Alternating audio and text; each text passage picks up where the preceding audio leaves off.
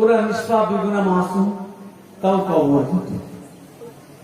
তবে এখনকার শিক্ষিত সমাজ হওয়ার পরেও, লেখাপড়া বেশি শিখে ফেলেছে, এর পরেও অমলটার পরে মেয়েদের মারেটারে আর কবর টবর দেয়।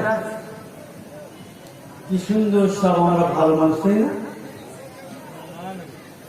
وإذا الموءودة سئلت بأي ذنب قتلت। 4 মাস যখন বাচ্চার বয়স মায়ের পেটে হয়ে যায়, আত্মা বা রূহ দিয়ে দেওয়া হয়। ওই সময় আপনার নার্সিং হোমে গিয়ে, আপনার হসপিটালে গিয়ে, ক্লিনিক ক্লাসে যাওয়ার পরে ওকে খুন করে দেওয়া হয়। হ্যাঁ কিনা বলুন? এটা খুন না? একটা জীবন্ত মানুষকে খুন করলে যে গুনাহ হবে, মায়ের পেটে মেয়ে এসেছে বলে খুন করে দেওয়া হলো, একই গুনাহ হবে, কোনো কম হবে না। ও ভাই সকল আমার বাজানেরা, তাফসীরের ফুল পাকের মধ্যে আমার নবী পাকের নাম সম্পর্কে, তার নামের বরকত কতটুকু বলতে গিয়ে কি নাম ঠিক কথা বলেছেন। ও আমার সোনার মা বোন, আপনার কি নামের পরে মেয়ে হয়, সংসারে অশান্তি সৃষ্টি হয়। এমনটা যদি হয়, এই আমলটা কান খুলে ভালো করে শুনে নেন, আর আমলটা করার চেষ্টা করবেন।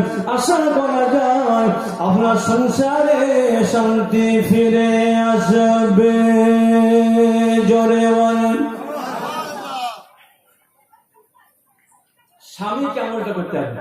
শাহাদাত কোনটা? এইটা।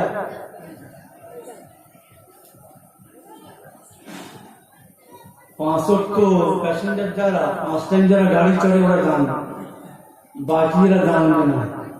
শাহাদাত মনে হয়তো এইরকম করে দেখা হবে, নিতে না। শাহাদাত ওই আপনার স্বামীর স্ত্রীর পেটে যখন বাচ্চা আসবে,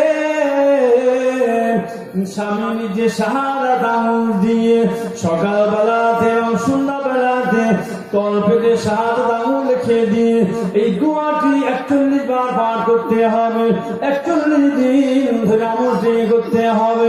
আশা করা যায় পেটে যদি মেয়ে সন্তান আল্লাহ তাআলা দেবেন বলে ঠিক করে রেখে দিয়েছেন। কিন্তু আমার নবী পাকের নামের সঙ্গে ওই আমলটি করার জন্য আমার নবী পাকের নামের বাবার করতে ওই মেয়ে সন্তানটি ছেলে সন্তানে পরিবর্তন করে দেবে। জোরে বলেন, আরো জোরে বলেন। তবে দোয়াটা পড়তে গেলে কিন্তু ফজরের নামাজের পরে আর মাগরিবের নামাজের পরে নামাজ পড়তে হবে। কি সর্বনাশ বলেন! অজু করলেই নামাজ ঘাড়ে পড়ে, একটা কথা আছে না, অজু করলেই নামাজ ঘাড়ে পড়ে। এই আমলটা করতে গেলে কিন্তু ফজরের নামাজের পরে করতে হবে আর মাগরিবের নামাজ পরে করতে হবে। এখন দেখুন সেটা আপনি কি করবেন না করবেন। ভাই সকল আমার বাজানের, আমার দোয়াকে আমি একবার বলবো, অ্যাটেনশন প্লিজ। তো ভালো করে শুনবেন, দ্বিতীয়বার বলবো নাকি? বিসমিল্লাহির রহমানির রহিম।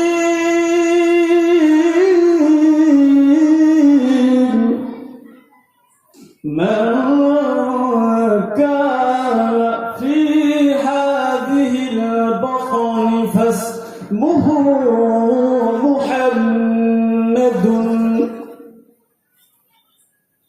দোয়াটি হচ্ছে এটা। তো সিফাতের আমল এবং মুফাসসির তিনি বলছেন এই নবী পাকের নামে বরকতের মানে হচ্ছে, দোয়াটির মানে এই পেটের মধ্যে যে সন্তান আছে, এই পেটের মধ্যে যে বাচ্চা আছে, এই বাচ্চাকে নাম রেখে দিলাম মুহাম্মদ। জোরে বলুন সুবহানাল্লাহ। এই মুহাম্মদ মেয়ের নাম না ছেলের নাম? মোহাম্মদ ছেলের নাম না মেয়ের নাম? মোহাম্মদ খাতুন বলে কোন জায়গায় শুনেছেন? না, ছেলের নাম। এই পেটের মধ্যে যে সন্তান আছে, এই পেটের মধ্যে যে বাচ্চা আছে, ওই বাচ্চাটির নাম আমি তার বাবা হয়ে মুহাম্মদ রেখে দিলাম। ভাই সকল আমার বাজানে, আমার নবী পাকের নামের বাবার কোটা এত বেশি, আমার নবী পাকের নামের বরকত এত বেশি। আল্লাহ তাআলা মেয়ের পরে মেয়ে দিয়েছেন, মেয়ের পরে মেয়ে দিয়েছেন, কিন্তু আমলটি করার কারণে ফের মেয়ে দেবেন বলে আল্লাহ তাআলা তাকদীরে লিখে দিয়ে রেখেছেন। তো জানিও আমার নবী পাকের নামে বাবার ক্ষতি আমলটি করার জন্য আপনার কি নামে সন্তান দেওয়ার পরিবর্তে পুত্র সন্তান দিয়ে দেন। জোরে মানে, আরো জোরে মানে। এরপরে নবী পাক দুনিয়াতে তখন আসেননি, কত বড় নবী আমরা পেয়েছি দেখুন, আমরা কত বরকতময় নবী পেয়েছি দেখুন। সূরা কসাস 20 পারা। ولقد أرسلنا نوحا إلى قومه فلبث فيهم ألف سنة إلا 50 عاما।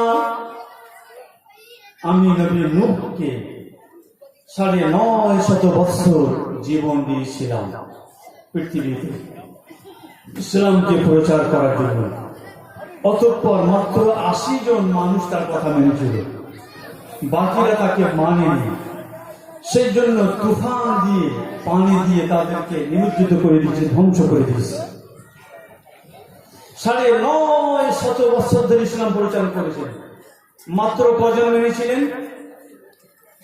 নূহ নবীকে কজন মেনেছিলেন? মাত্র 80 জন। আর আমাদের নবী পাকের বয়স কত দেওয়া হয়েছিল? 63 বছর বয়স। আমার নবী পাকের জন্মগ্রহণ করার আগে একজন মানুষ ঈমান এনেছিলেন। একবার আস্তে করে বললেন সুবহানাল্লাহ। আমার নবী পাকের জন্মের 1000 বছর আগে তিনি ঈমান এনেছিলেন। আরেকজন মানুষ ঈমান এনেছিলেন আমার নবী পাকের জন্মের 10 বছর আগে। জোরে বলবেন সুবহানাল্লাহ। আরেকজন মানুষ ঈমান এনেছিলেন নবী পাকের নবুয়ত প্রাপ্ত হওয়ার আগে। নবী পাকের 40 বছর বয়স হলে নবুয়ত প্রাপ্ত হয়েছিলেন। তো নবী পাকের বয়স 40 বছর হওয়ার আগে আরেকজন ব্যক্তি ঈমান এনেছিলেন। জোরে বলেন। ওর মধ্যে একজনের কথা বলবো, যেহেতু পাঠ করে অনেকগুলো ভাগ হয়েছে আমার নবী পাক, সবগুলো নবী সম্পর্কে হবে ইনশাআল্লাহ। এইটা কোথায় পাবেন, কোন ঘটনায় পাবেন? দমদম এয়ারপোর্টের ওখানে যে মাদ্রাসা আছে, বাংলা মাদ্রাসা, ওই মাদ্রাসার যিনি প্রতিষ্ঠাতা ছিলেন, কলকাতা আলিয়া কলেজ যে যিনি প্রফেসর, আসামে যার বাড়ি ছিল, বাঙালি হিসাবে বসবাস করেছেন, দীর্ঘদিন মাদ্রাসা আলিয়া কলেজে প্রফেসরি করেছেন। উনি একটা বই লিখেছেন বিশ্ব নবী, ওই বইয়ের মধ্যে এই ঘটনাটি দিয়েছেন। ইয়ামান একটি দেশ, সৌদি আরব থেকে পূর্ব দিকে অবস্থিত। ইয়ামান, ওমান, বাহরাইন, কাতার, এই সমস্ত দেশগুলো সৌদি আরব থেকে পূর্ব দিকে অবস্থিত। তো উনি লিখছেন কি, যে ইয়ামেনের বাদশাহ যার নাম হচ্ছে তুব্বা আকবর বিন হাসান। উনি কিনা মক্কাতুল মুকাররমা শরীফে এসেছেন হজ করার জন্য, নিয়ত করে হজ করার জন্য মক্কাতুল মুকাররমা শরীফে এসেছেন। উনি যেহেতু বাদশাহ, সেই জন্য উনি একাকী আসেননি, 400 ইহুদি আলেমদেরকে সঙ্গে করে নিয়ে এসেছিলেন। সাথে সাথে কিনা শত শত সৈন্য সামন্ত সঙ্গেও ছিল। হজ মুবারক সমাধা হয়ে গেল। হিজাজ নামক একটি জায়গা আছে, যেখানকার আবহাওয়া খুব ভালো, অ্যাটমসফিয়ার সেখানকার খুব ভালো। সেই জন্য কিনা সকল ইচ্ছা হলো যে আমরা ওই হিজাজ নামক পুরাতন নাম, মদিনাতুল মুনাওয়ারা শরীফের পুরাতন নাম হলো হিজাজ, ওইখানে আমরা ঘুরতে যাব। ঘুরে কয়েকদিন ঘোরাফেরা করার পরে ফের নিজের দেশে ফিরে যাব। মক্কাতুল মুকাররমা শরীফ থেকে হজ করে মদিনা শরীফে গিয়েছে। সেখানে কয়েকদিন অবস্থান করলো। অবস্থান করার পরে এদের বাড়ি ফিরে যাচ্ছে ইয়ামেন। ওদিকে কি কিছু হচ্ছে? ওদিকে হচ্ছে, এদিকে হচ্ছে। জি ভাইজান এদিকে এদিকে। নবী পাকের কথা বলছি তো, আদবের ত্রুটি হলে কিন্তু ইমান ধ্বংস হবে, কিছু করার নাই। নবী এমন সূরা হুজুরাত 26 পারায় এসছে, নবী পাকের সামনে যদি কথা জোরে হয়ে যায়, নবী পাক সামনে যাচ্ছেন, যদি কেউ আগে অগ্রসর হয়, আমি আল্লাহ তার জীবনের সব আমলগুলো বরবাদ করে ছাড়বো। সূরা হিজরাতের মধ্যে আয়াত পাঠ আছে। নবী সম্পর্কে আলোচনা হচ্ছে, অ্যাটেনশন ফিরিস, এদিকেই তাকাবেন, এদিকেই থাকবেন, অন্যদিকে তাকাবেন না, কিন্তু ইমানের গড়বড়ি হওয়ার সম্ভাবনা খুব বেশি আছে। ভাই সকল আমার জানেন, আমার ইয়ামেনের বাদশা তুব্বা আকবর বিন হাসান যখন কিনা মদিনাতুল মুনাওয়ারা শরীফে ভ্রমণ হয়ে গেল, ইয়ামান দেশেতে চলে যাবে, ওই সময় বললেন, ও আমার প্রহরীরা, ও আমার ইহুদি আলেমগণ, আপনারা সবাই রেডি হয়ে নেন, আমরা নিজ দেশে ফিরে যাব। ওই সময় 400 ইহুদি আলেম তারা বলেছিলেন, ও বাদশাহ জাহাপুন, ও বাদশাহ জাহাপুন, না না না না, আমরা এই হিজাজ ছেড়ে মদিনাতুল মুনাওয়ারা ছেড়ে আমরা নিজের দেশে আর ফিরে যাব। কেন যাবে না, কি কারণ? ও বাদশাহ জাহাপুন, ও বাদশাহ জাহাপুন, এই জায়গাটা হচ্ছে বরকতময়, রহমতময়।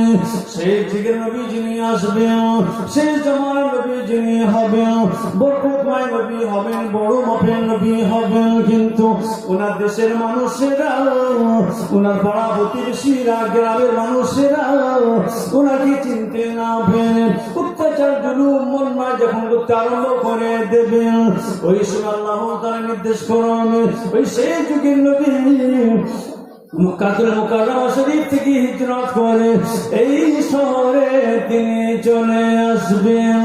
তাই আমরা যাব না, আমাদের জীবদ্দশাতে যদি তার আবির্ভাব হয়ে যায়, আমরা তার হাত মোবারকে হাত রেখে জীবনকে ধন্য করতে চাই।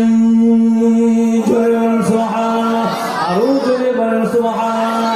100 বছর আগে নয়, 200 বছর আগে নয়, আমার নবী পাকের আবির্ভাব 1000 বছর আগে ঘটনাটি ঘটেছিল। জোরে বলেন সুবহানাল্লাহ। ইয়ামেনের বাদশা তুব্বা আকবর বিন হাসান, উনি যখন ইহুদি আলেমদের নিকট থেকে এই কথাগুলো শুনলেন, শোনার পরে বললেন, ও আলেমগণ, আপনারা তাওরাত শরীফ সম্পর্কে যতটুকু জ্ঞান আপনাদের অর্জন হয়েছে, আমি তো অতটুকু জ্ঞান আমার নাই, আমি জ্ঞান অর্জন করতে পারি নাই। অতএব আপনারা যে খবর দিয়েছেন, সুসংবাদ দিয়েছেন, আমি আপনাদের সুসংবাদে বাধা দিতে পারি না। তবে আপনারা এখানে থেকে যান, আপনারা যে 400 আলেম দিন, আপনাদের থাকার ব্যবস্থাপনা আমি করে দিই, ঘর বাড়ি আমি করে দেব, সব কিছু ব্যবস্থাপনা করে দিলেন। অবশেষে তুব্বা আকবর বিন হাসান উনি বললেন, আপনাদের যদি শখ থাকে, আপনাদের যদি ইচ্ছা হয়, মনোবাসনা মনোকামনা এটাই হয় যে শেষ নবীর যদি আগমন ঘটে, তার সঙ্গে সাক্ষাৎ করবেন, তার হাত মোবারকে হাত রেখে জীবনকে ধন্য করবেন। তবে আমি তুব্বা আকবর বিন হাসান, আমার ইচ্ছা হয়, আমারও তো মনস্কামনা মনোবাসনা এটা হয়, আমিও তার সঙ্গে সাক্ষাৎ করতে চাই। জোরে আরো জোরে,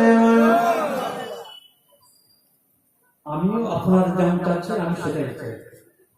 তাহলে আপনাদের যে আমি 400 আপনারা আলেম, আপনাদের ঘর বাড়ি আমি করে দিলাম, তবে একটা স্পেশাল ঘর আমি করে দিচ্ছি সেই নবীর জন্য। জোরে বলুন না সুবহানাল্লাহ। সেই নবীর যদি আগমন ঘটে, এই ঘরটা একমাত্র তার জন্য, অনলি ফর তারই জন্য সুন্দর একটা ঘর তৈরি করে দিলে, আর পাথরের উপরে সোনার পানি দিয়ে একটা চিঠি লিখলেন, যেটা 3টে লাইন, এবং কি বললেন যে তোমাদের জীবদ্দশাতে যদি ওই শেষ যুগের নবীর আবির্ভাব ঘটে, তোমরা তো জীবনটাকে ধন্য করবেই করবে, সাথে সাথে আমার এই চিঠিটা তার হাত মোবারকে দেবে। তোমাদের জীবদ্দশায় যদি তার আগমন না ঘটে, তোমরা তোমাদের বাচ্চা কাচ্চাদের ওসিয়াত করে যাবে।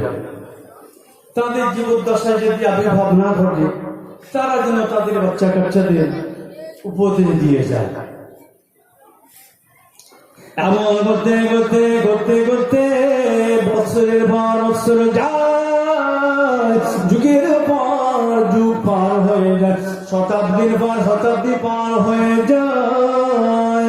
এমন করতে করতে হাজার বছর যখন পূর্ণাঙ্গ হয়ে গেল, ওই সময়ে নূরের জ্যোতি, নূরের আলোর আবির্ভাব ঘটে যায়।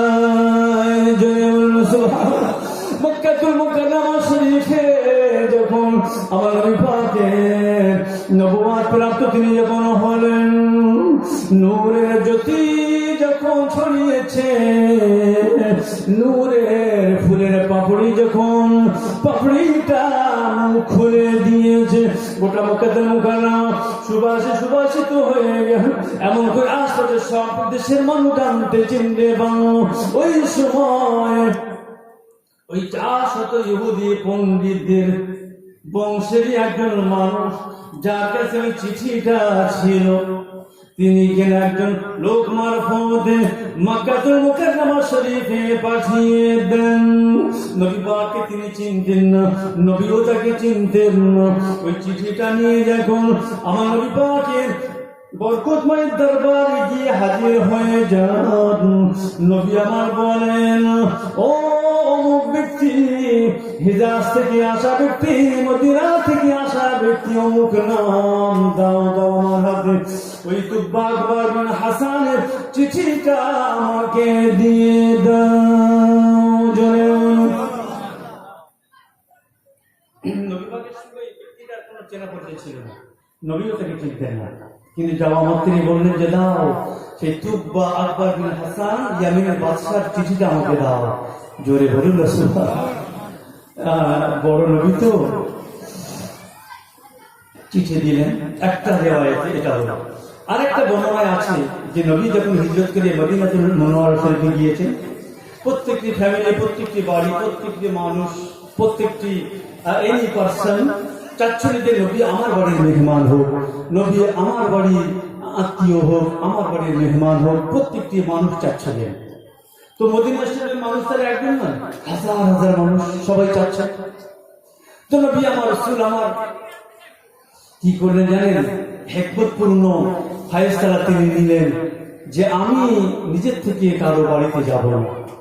আমার এই যে উটটার নাম হচ্ছে আল কাসওয়া। কি নাম বললাম?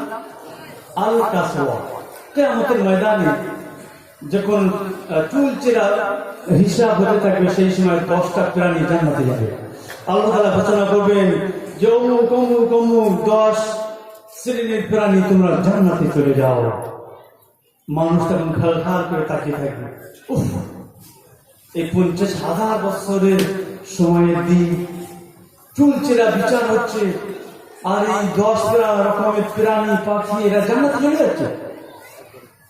তো এই 10 রকম প্রাণীর মধ্যে আমার নবী বিশ্বনবী পাকের বরকত কেমন দেখুন।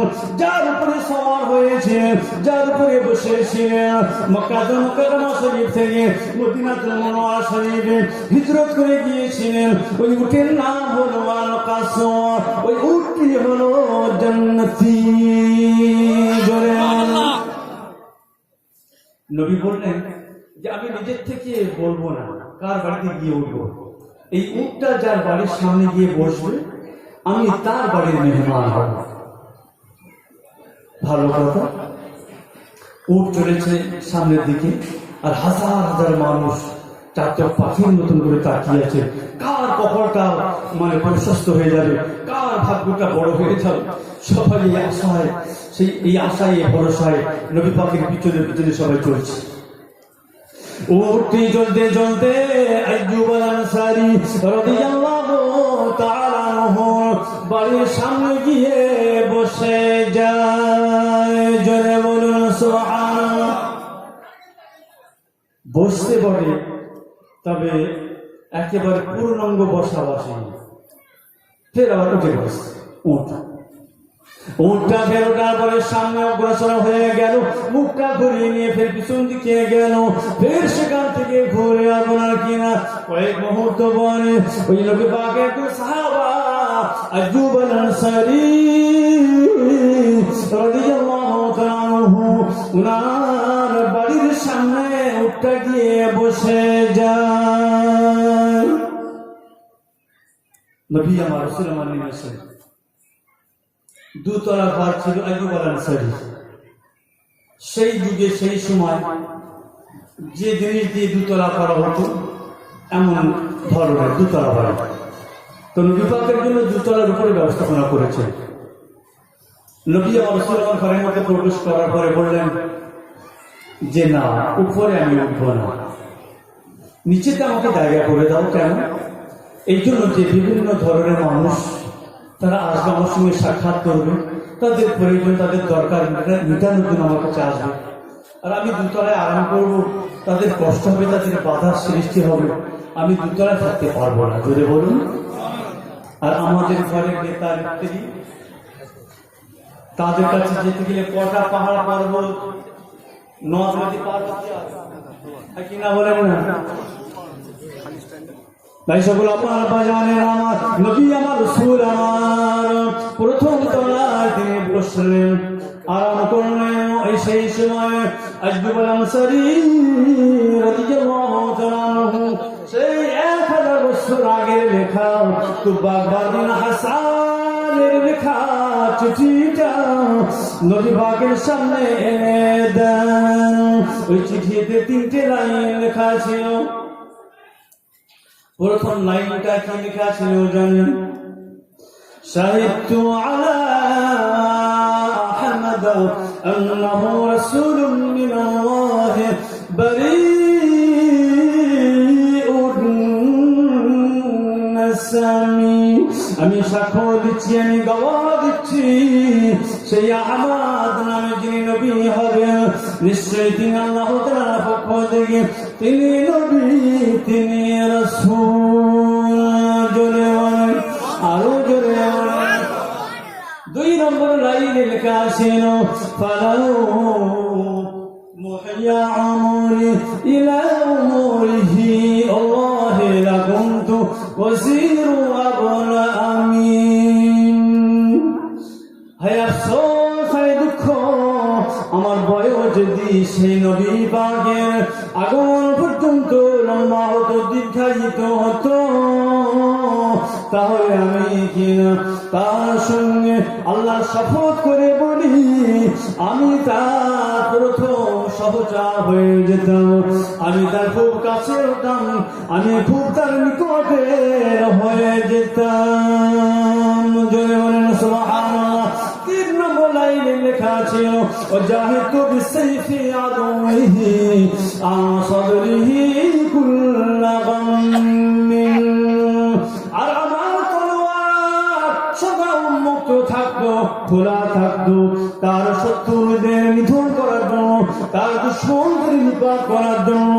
আর আমি আমার এই তলোয়ারের দ্বারা তার অন্তর থেকে সব ভয় ভীতি দূরীভূত করে দিতাম। জোরে বলেন সুবহানাল্লাহ। নবী আমার রাসূল আমার চিঠিটা পড়ার পরে দোয়া করলেন, আল্লাহ তাআলা রহম করুন, দয়া করুন তুবা বিন হাসানের উপর। আমার জন্মের 1000 বছর আগে তুবা বিন হাসান যে ঈমান এনেছেন, আমাকে নবী বলে মেনেছেন, রাসূল বলে মেনেছেন, হে আমার রব, হে আমার মালিক, তার প্রতি দয়া করুন। জোরে বলেন সুবহানাল্লাহ।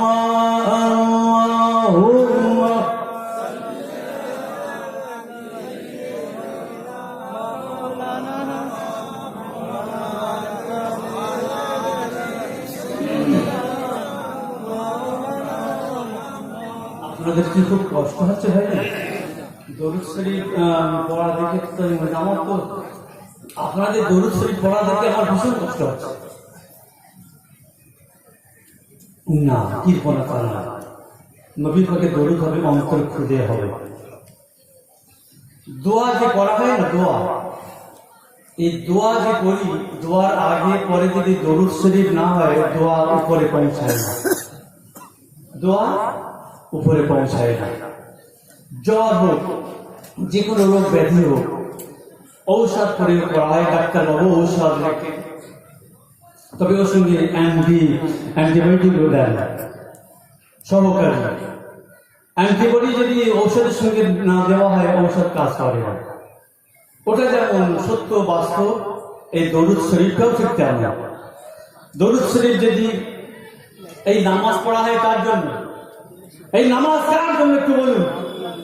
আল্লাহ নির্দেশ করে নামাজে সালাম পড়া ওয়াজিব। নামাজে যদি নবী পাকের সামনে সালাম না পড়ে নামাজ হবে? এই হবে হবে না। বুঝতে পারছেন না ব্যাপারটা কতটা ভাইটাল ব্যাপার? নেকির কাজে আগে ওপর, এই নেকির কাজে আগে ওপর দরুদ পড়া চাই। দরুদ বিনা ওই না নেকির মূল্য কিছুই নাই। তাই ভক্তি ভরে দরুদ পড়ো, তাই ভক্তি ভরে দরুদ পড়ো, ফল বেওয়ান কি ফল। সাল্লি আলা মুহাম্মাদিন বল সকলে আল্লাহুম্মা সাল্লি আলা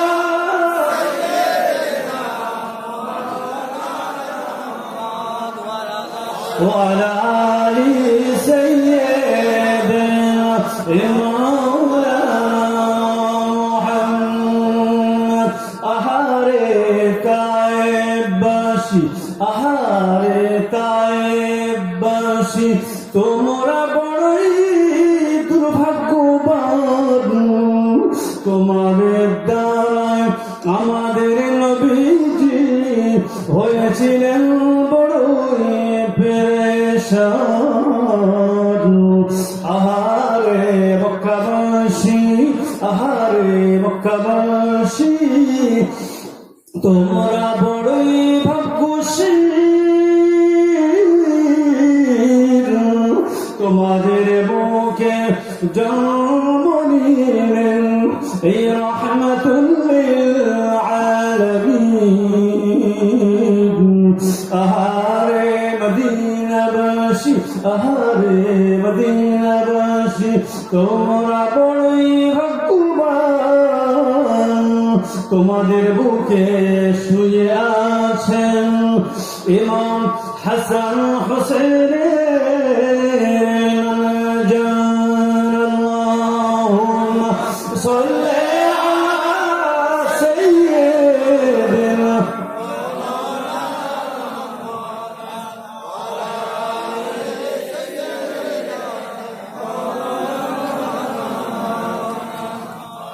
আলহামদুলিল্লাহ, আলহামদুলিল্লাহ।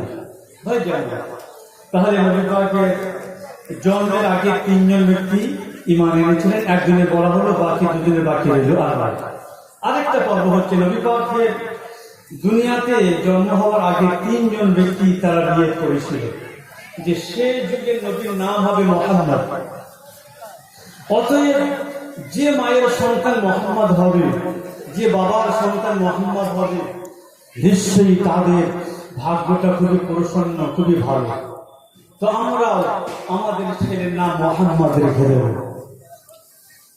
এই নাম মনে করে খ্রিস্টান পাদ্রী যারা ছিল, খ্রিস্টান আলেম যারা ছিল, তারা তাদের কাছ থেকে জেনে শুনে আপনার যে নবী পাকের আবির্ভাবের আর কত দেরি আছে, আর কতদিন পরে তিনি আবির্ভাব হতে পারেন, একটা সম্ভাব্য তারিখ জেনে নিল।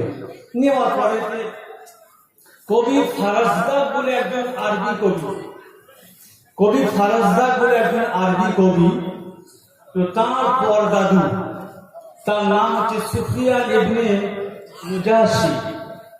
তিনি নিয়ত করলেন যে বিশ্ব নবীর আগামী বেশি দেরি নয়, যেহেতু তার নাম মোহাম্মদ হবে, তো আমি আমার ছেলের নাম মোহাম্মদ রাখি। যদি কিনা ভাগ্যক্রমে আমার ছেলে মোহাম্মদ সেই মোহাম্মদ হয়, জোরে বলুন সুবহানাল্লাহ। আশায় মরে চাচা।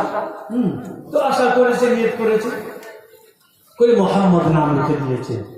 কবি ফারাজদাকে পরদাদা, ছেলের নাম রেখেছে মোহাম্মদ।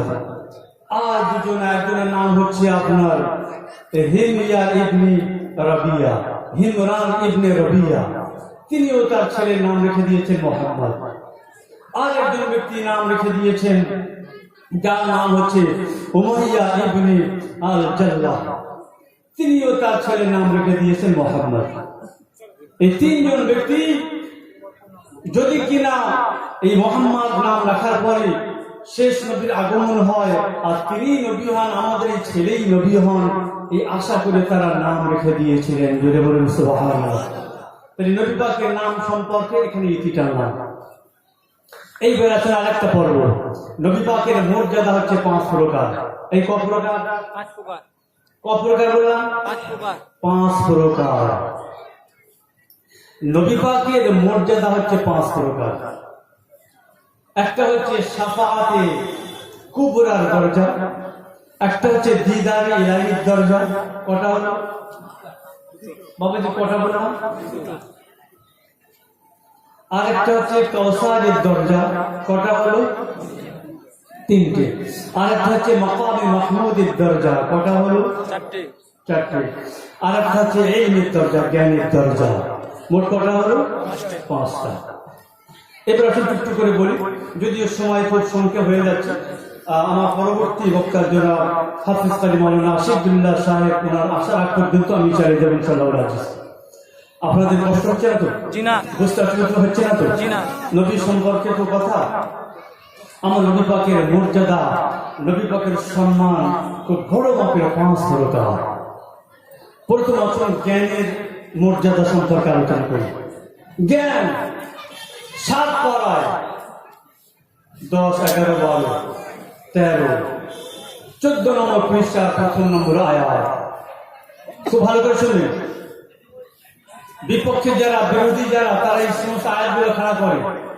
ওয়াইদাহু তার নিকটে, অর্থাৎ আল্লাহ তাআলার নিকটে মাফাতিহুল গায়ব, অদৃশ্যের চাবিকাঠি, লা ইয়ালামুহা ইল্লা হু, তিনি ছাড়া, অর্থাৎ আল্লাহ তাআলা ছাড়া কেউ জানে না। নিশ্চয়ই ঠিক। এইবারে 4 পারা একটা আয়াত আছে সূরা আলে ইমরান, ওমা কানা আল্লাহু লিইউতলিআকুম আলাল গায়ব ওয়ালাকিন আল্লাহ ইয়াজতাবি বিরুসুলিহি মান ইয়াশা। সেটা কি?